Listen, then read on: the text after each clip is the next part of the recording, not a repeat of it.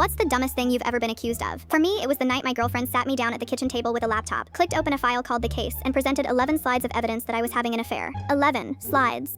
She had headers, bullet points, and a closing argument that ended with, "I rest my case, Your Honor." I was watching my life get prosecuted by someone who'd been binging Law & Order during her lunch breaks. I racked my brain for what I could have possibly done. Forgot to take out the trash? Yeah. Left the toilet seat up? Probably. But an affair? Buddy, I can barely commit to a meal plan. Exhibit A, a text message she found on my phone that read, "Can't wait to see you again." She held up a printed screenshot like a detective presenting evidence. Who is her? The message was sent to my salsa instructor, Rosa, confirming our lesson.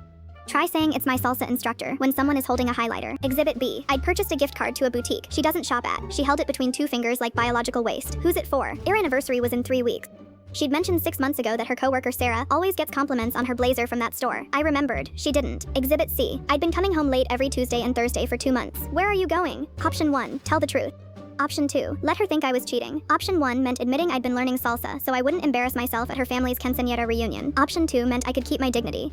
I chose option 3, sit there sweating like a man who forgot his wedding anniversary. She had a section called behavioral changes. According to her forensic analysis, I'd started using conditioner. I hummed more. I bought new socks.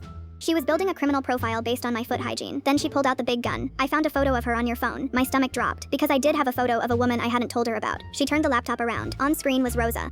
68 years old, gray hair in a tight bun, reading glasses on a beaded chain. She was mid-demonstration of a move called the pretzel, looking like someone's abuela who'd wandered into a dance competition and decided to dominate it. That's Rosa. She teaches me salsa.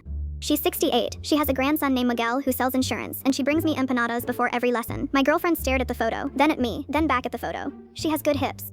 I sat there in my new socks, conditioner scented, watching her process the fact that the other woman was a senior citizen who once yelled "Más rápido, joven" at me so loud, the studio windows rattled. Turns out, the dumbest thing I've ever been accused of wasn't entirely wrong. I was seeing another woman, just not the kind you take to a hotel, the kind who smacks your back mid-spin and says, "No, no, no, you move like a wounded giraffe." Again, we've been married 4 years now. Rosa came to the wedding. She cried harder than my mother during the first dance. To this day, my wife still watches me a little too carefully when Rosa texts. I don't think it's me she doesn't trust. I think it's Rosa's hips.